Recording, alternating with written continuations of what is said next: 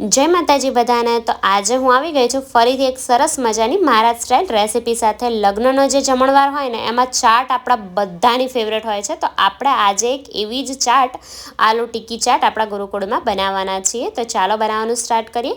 તો પહેલાં આપણે જે એકદમ એ લોકો ક્રિસ્પી ટિક્કી બનાવતા હોય ને એ બનાવીશું। એની જે શરૂઆત છે ને એ બટેકા ચૂસ કરવાથી જ થાય છે। તો અહીંયા મેં 250 ગ્રામ જેટલા બટેકા લીધા છે અને એને આપણે કુકરમાં નથી બાફવાના, આ રીતે સ્ટીમરમાં સ્ટીમ કરવાના છે। અને આ નોર્મલ બટેકા નથી, મેં લાલ બટેકા અત્યારે લીધા છે જે આપણે વેફર બનાવવામાં યુઝ કરતા હોઈએ છીએ।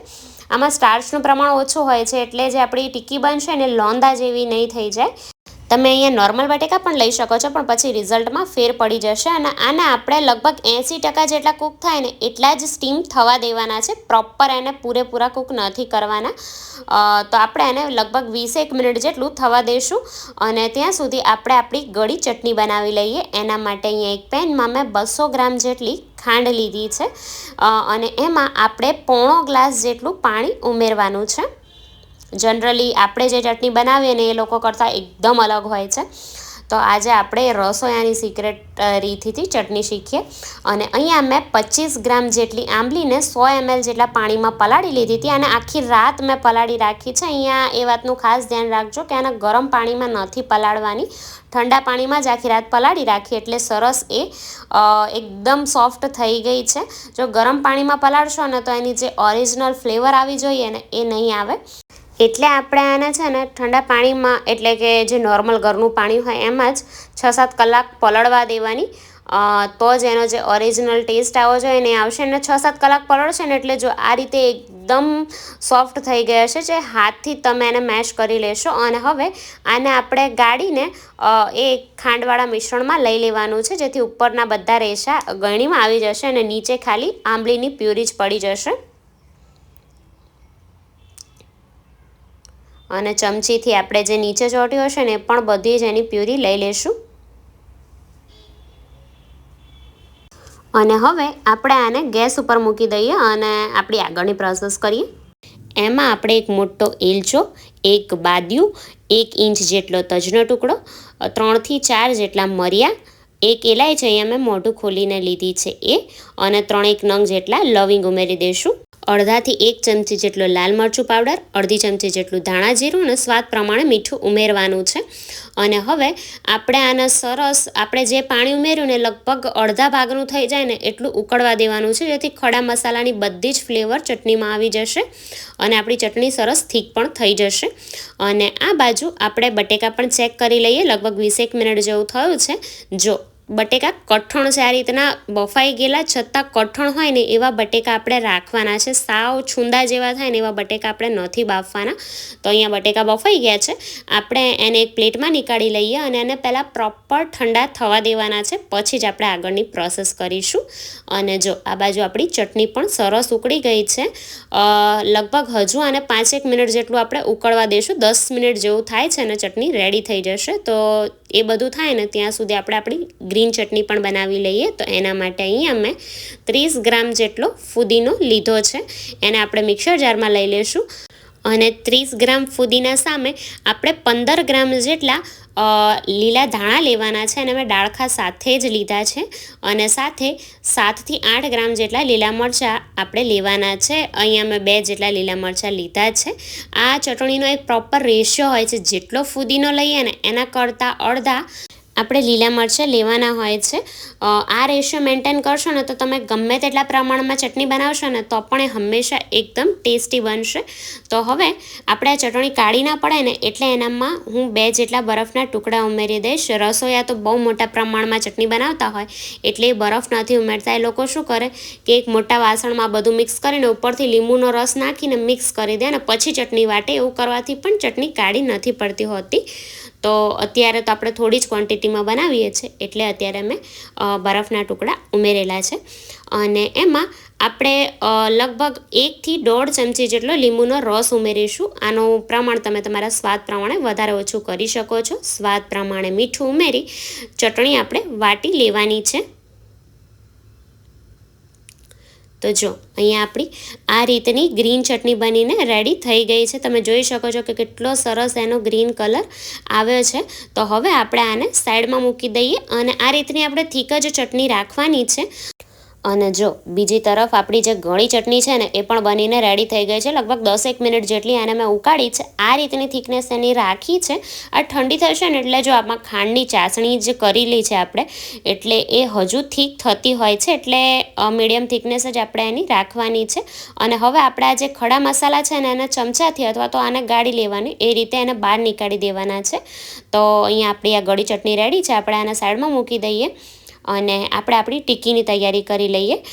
બટેકા પ્રોપર ઠંડા થઈ ગયા છે. આપણે એની છાલ નીકાળી લેવાની છે. ટિક્કીનું પણ એક પ્રોપર માપ હોય છે. એ માપ ફોલો કરીને તમે ટિક્કી બનાવશો ને તો તમારી ટિક્કી એકદમ ક્રિસ્પી બિસ્કિટ હોય ને એવી બનીને રેડી થવાની છે.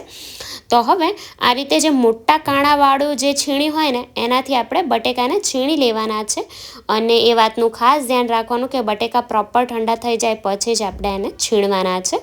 તો જો આ રીતની આપણે મોટી મોટી એની છીણ જોઈતી છે. હવે આપણે એમાં સ્વાદ પ્રમાણે મીઠું ઉમેરી દઈશું. મીઠાનું પ્રમાણ થોડું આગળ પડતું આપણે રાખવાનું છે.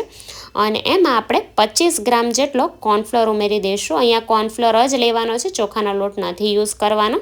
250 ગ્રામ જેટલા બટેકા સામે 25 ગ્રામ જેટલો કોર્નફ્લોર જોતો હોય છે. આ એનું એક પરફેક્ટ માપ છે. અને હળવા હાથે આપણે બધું જ સરસ રીતે મિક્સ કરી લઈશું. બહુ વધારે દબાવીને મિક્સ આપણે નથી કરવાનું. જો આ રીતનું આપણે મિશ્રણનું ટેક્સચર જોતું છે ને એકદમ છૂટું છૂટું. હવે અહીંયા મેં 2 નંગ જેટલી ફ્રેશ બ્રેડ લઈ લીધી છે. એનો આપણે ભૂકો કરી લેવાનો છે. અત્યારે કંઈ નક્કી નહોતું ટિક્કી બનાવવાનું એટલે મેં ફ્રેશ બ્રેડ લીધી ને તો એનો સરખો ભૂકો નથી થતો. પણ જો તમે પ્લાનિંગ સાથે બનાવતા હોય ને તો બ્રેડ તમે ફ્રેશ લાવો ને એને એક દિવસ એમનેમ જ ખુલ્લી કાણાવાળું વાસણ ઢાંકીને રહેવા દેવાની, એટલે એ સૂકી થઈ જશે તો એનો ભૂકો સરસ રીતે થતો હોય છે. અત્યારે મેં જે કિનારીનો ભાગ છે નથી નીકાળેલો, તમારે નીકાળો હોય તો તમે નીકાળી દેજો. અને આ રીતે કોર્નફ્લોર સાથે મિક્સ કરીને એનો ભૂકો કરીશું ને તો થોડો સરખો ભૂકો થશે. પણ બહુ જ દબાવીને આપણે એને મિશ્રણને મિક્સ નથી કરવાનું. તો આ રીતે હું હજુ બ્રેડનો થોડો ઝીણો ઝીણો ભૂકો કરી લઉં. તો અહીંયા આપણું ટિક્કીનું મિશ્રણ બનીને રેડી થઈ ગયું છે. આપણે હવે ટિક્કી વાળી લઈશું. આ મિશ્રણને દબાવીને સાવ મેશ નહીં કરી નાખવાનું. આવા છૂટા છૂટા મિશ્રણમાંથી જ આપણે ટિક્કી વાળવાની છે. અને ટિક્કી સરસ પ્રોપર બંધાઈ પણ જશે. જો હું તમને બતાવું, આ રીતે હાથથી દબાવીને આપણે એને ટિક્કીનો શેપ આપી દઈશું.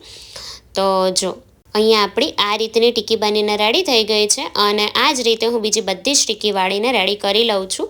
અને બીજી તરફ મેં તવાને પણ ગરમ થવા માટે મૂકી દીધો છે. આપણે ટિક્કીને ફ્રાય નથી કરવાની, આપણે એને શેલો ફ્રાય કરીશું.